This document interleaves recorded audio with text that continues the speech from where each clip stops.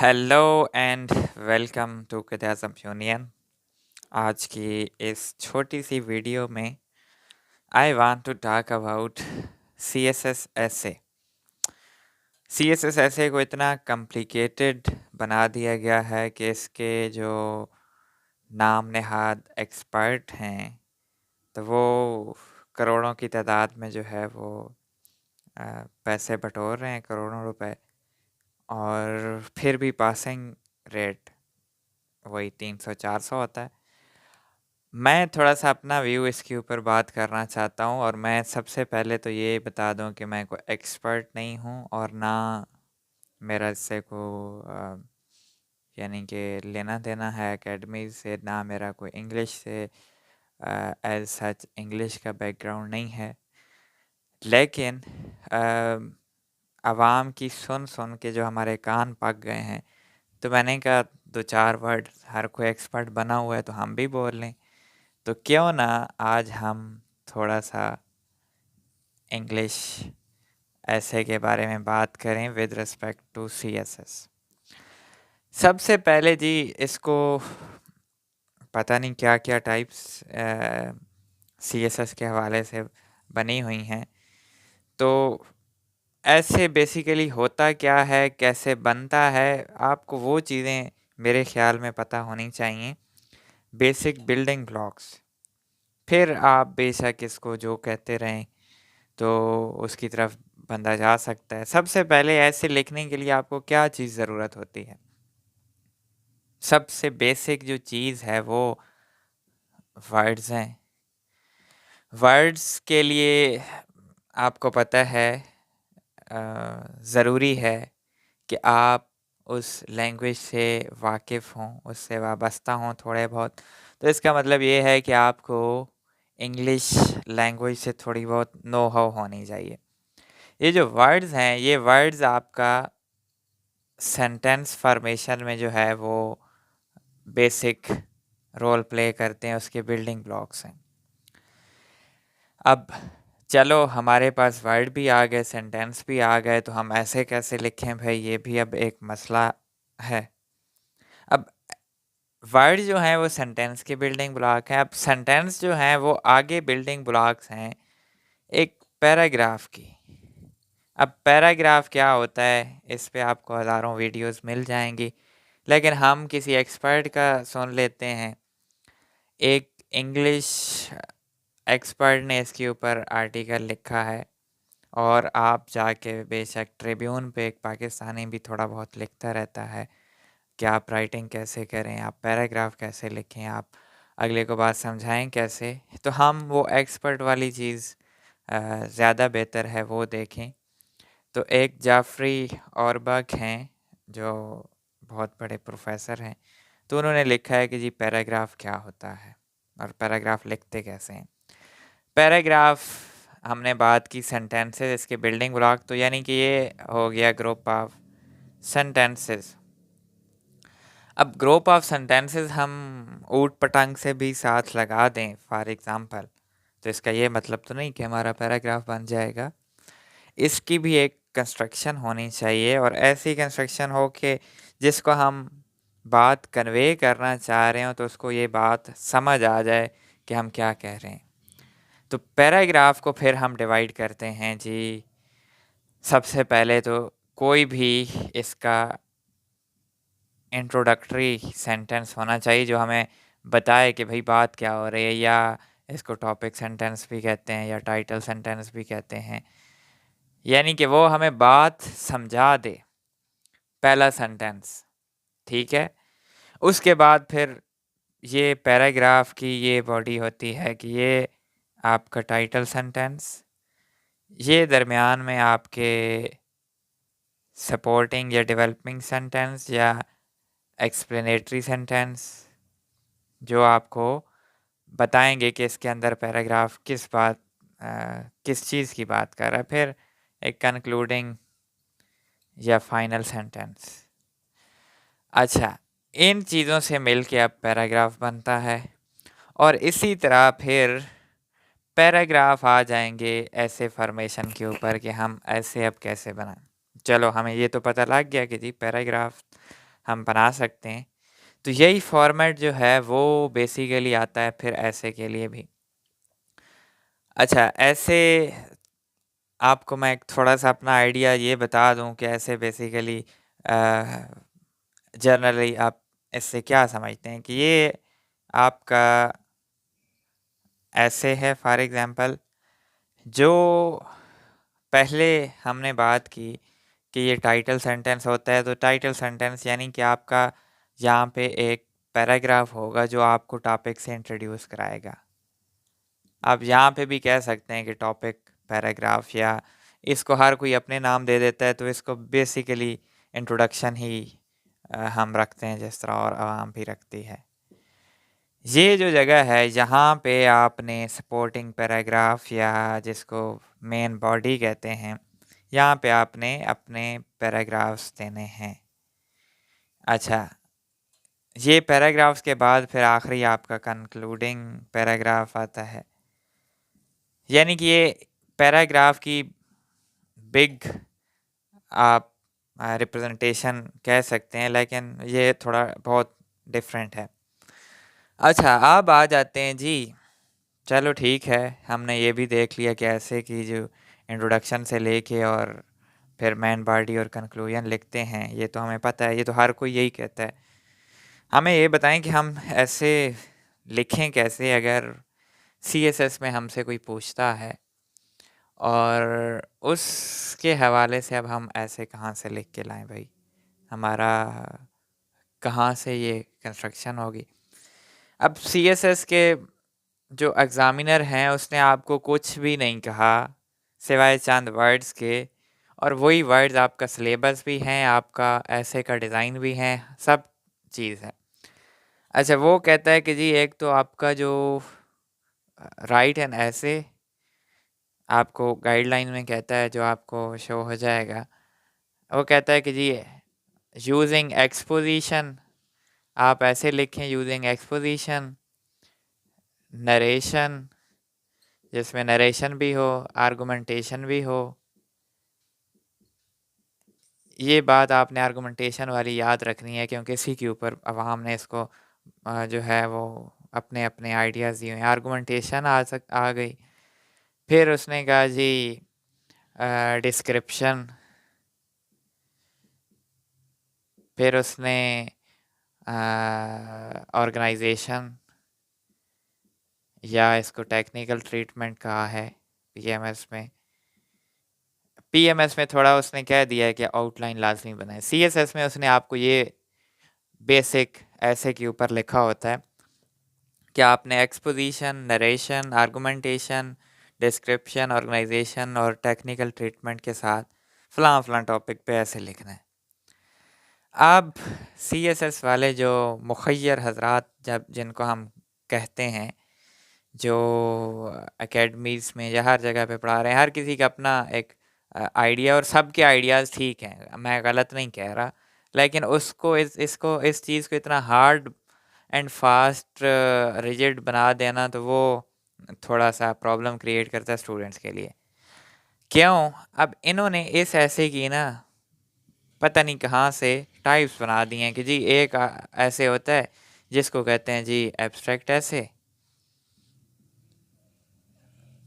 एक होता है जी इशू बेस्ड ऐसे। अच्छा, इस इशू बेस्ड में फिर जी एक होता है आर्गुमेंटेटिव ऐसे, और एक होता है जी एक्सपोजिटरी ऐसे। अच्छा, अब ये इन्होंने खुद से जो है वो टाइप्स अज्यूम कर ली हैं। अच्छा, एब्स्ट्रैक्ट ऐसे क्या होता है इनके नज़दीक? जो स्टेप टॉपिक में इशू ना हो तो वो एब्स्ट्रैक्ट ऐसे है। व्हाट नॉनसेंस भाई। अच्छा जी, आर्गुमेंटेटिव ऐसे में आपको एक आर्गुमेंटेटिव स्टांस चुनना पड़ेगा, तो वो जो है आर्गुमेंटेटिव ऐसे है। जी सी जी कोई आपको एग्जांपल दे देंगे कि जी क्या होगा जी, gender equality is a myth. Myth है कि नहीं है, अब इस पे आपने स्टांस लेना है, ठीक है। अच्छा, फिर जी एक्सपोजिटरी, जिसमें आपसे आर्गुमेंटेटिव आर्गुमेंट ना पूछा गया हो कि आपका स्टांस क्या है। व्हाट नॉनसेंस भाई, कोई भी आप ज़िंदगी में एक बात याद रखें, आप कुछ भी कहते हैं ना, कुछ भी कहते हैं, मैं कहता हूँ कि जी पाकिस्तान 14 अगस्त 1947 को बना, तो ये बात मुझे एक्सप्लेन करने के लिए आपको को वजाहत या आर्गूमेंट देने की ज़रूरत नहीं है कि भाई अब मैं आपको कहूँगा जी 14 अगस्त 1947 को बना। जी आप हिस्ट्री की को बुक उठा के पढ़ लें और उसमें देखें कि जी ट्रांसफ़र ऑफ पावर जो है वो 15 अगस्त को हुआ और जी फिर जो है जिन्ना ने 11 अगस्त को स्पीच की और 13 अगस्त को जी गवर्नर जनरल बन गए फ़लाँ फ़लाँ फ़लाँ। मैं कोई भी बात कर रहा हूँ उसके मैं आपको डिफरेंट प्रेमिसेस दे रहा हूँ, जो एक या दो प्रीमिसेस मिल के एक आर्गूमेंट बनाते हैं।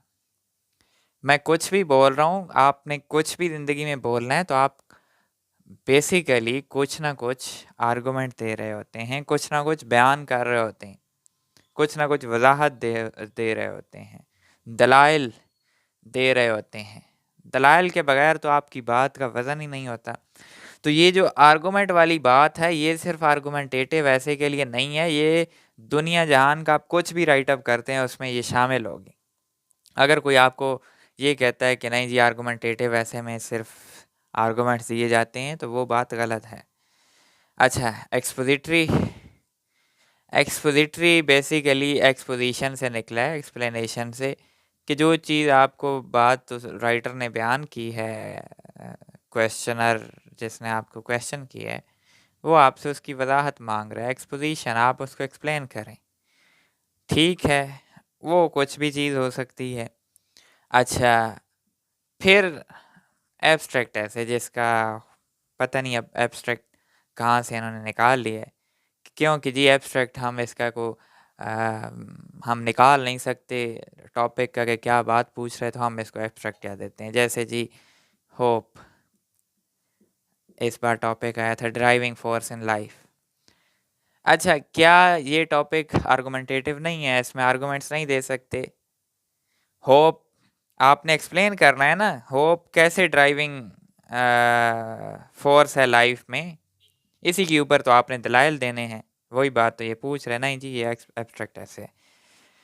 इसी वजह से मेरी थोड़ी मैं किसी के साथ भी नहीं पढ़ा, बस मैंने मुख्तलिफ लोगों को कुछ को सुना, यूट्यूब पे भी सुना, लेकिन जो सबसे बेहतर आपको गाइड कर सकते हैं, बेशक सीएसएस का पैटर्न डिफरेंट है, लेकिन यूपीएससी के वो 12th फेल वाले टीचर, उनकी ओरिजिनल लेक्चर सुने, डॉक्टर विकास पता नहीं देवाकृति की इस तरह का कोई नाम है उनका, उनके एक दो लेक्चर ऐसे के ऊपर सुन लें और उसके बाद मेरे ख्याल में आपको कोई ज़रूरत नहीं है किसी से सुनने की। हाँ, ये टेक्निकल ऑर्गेनाइजेशन जो है ये बात कर रहा है, वो ज़रूरी है, हर ऐसे में ज़रूरी है।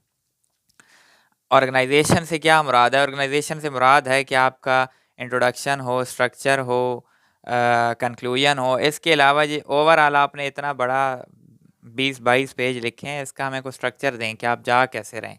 इसी स्ट्रक्चर को जो है हम आउटलाइन के नाम से जानते हैं। पीएमएस में राइटर वो एग्जामिनर मेंशन करता है कि आउटलाइन आपने देनी है, सीएसएस में इसी वर्ड से ऑर्गेनाइजेशन से आपको समझ जाना चाहिए कि वो मांग रहा है आपसे आउटलाइन। अच्छा, आउटलाइन का जी, अब आउटलाइन का सब ने फिर आके मसला कश्मीर बना दिया कि जी आउटलाइन आ गई है, अब आउटलाइन हम कैसे बनाएं। अच्छा, इसी चीज़ के ऊपर फिर कहते हैं कि जी जब तक आप हमसे कोर्स या सेशन नहीं पढ़ेंगे तो आप ओरिजिनल आउटलाइन नहीं बना सकते, हर किसी के फिर अपनी आउटलाइन है। अच्छा, आउटलाइन आउटलाइन में कोई जी कहता है कि जी आपने ना ये सबसे पहले थीसिस स्टेटमेंट लिखना है। अच्छा, फिर जी आपने ना नीचे जो आपके मेन हेडर हैं वो उनके नीचे पॉइंट्स, और फिर कुछ कहते हैं जी थीसिस स्टेटमेंट के नीचे आपने थीसिस स्टेटमेंट लिखनी भी है, कुछ कहते हैं इधर आपने इंट्रोडक्शन लिखना है, उसके नीचे यहाँ पे थीसिस स्टेटमेंट लिखना है और यहाँ पे थीसिस स्टेटमेंट पैराग्राफ की खाम में लिखनी भी है। भाई इसके ऊपर फिर एक डिबेट है।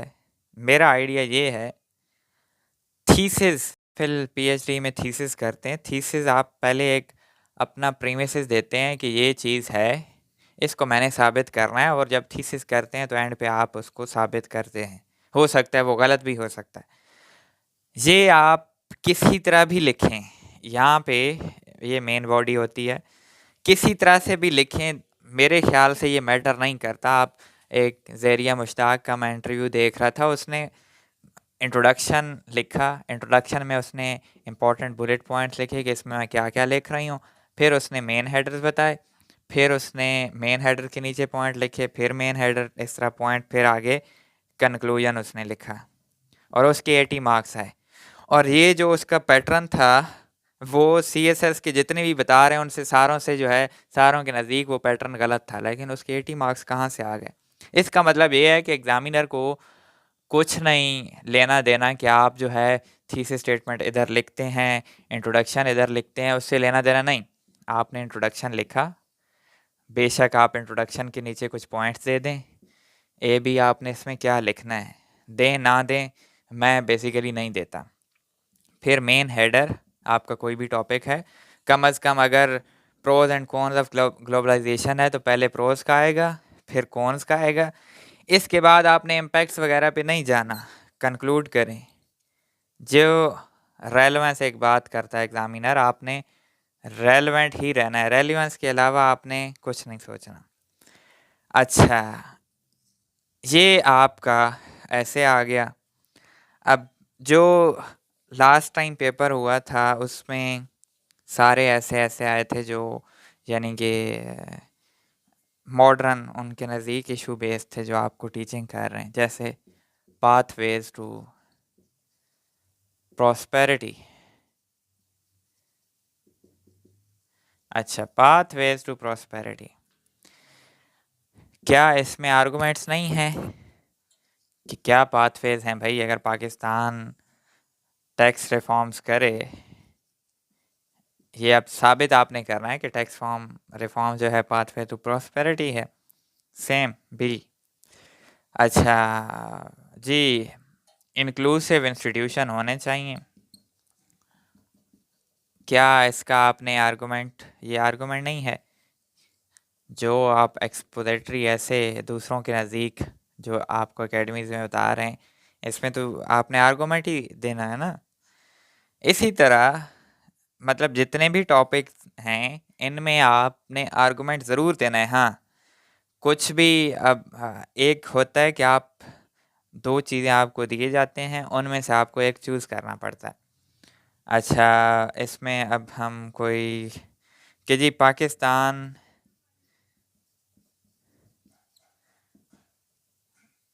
डेवलपिंग स्टेट, ये फॉर एग्जांपल हम बात कर रहे थे उसकी, पाकिस्तान डेवलपिंग स्टेट और डेवलप स्टेट, डेवलपिंग स्टेट और डेवलप स्टेट, यहाँ पे फील्ड कर देते हैं।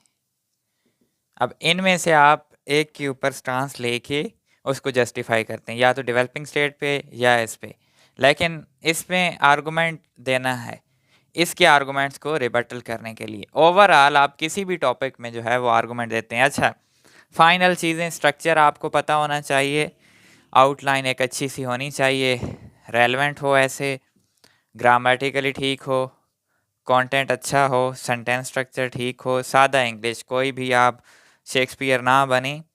एग्ज़ाम पॉइंट ऑफ व्यू से ये एग्ज़ाम प्रेजेंटेशन एकेडमिक नहीं है। उसके बाद अच्छा सा कंक्लूजन, ये ऐसे के बेसिक प्रेमिसेस हैं, आपको ये किसी से सीखने की ज़रूरत नहीं है। यूट्यूब पे हज़ार लोग बोल रहे हैं, हज़ारों लोग बोल रहे हैं, वो करके आपका काम सिर्फ लिखना है। लिखें, प्रैक्टिस करें ब्रेनस्टॉर्मिंग के थ्रू। जब तक आप लोगों को एक और शौक है कि आप लोगों से ऐसे मांगते हैं, अपना ऐसे दे दें, उससे फिर कंटेंट रट्टा लगाया कि जी आएगा, उससे कुछ नहीं होता।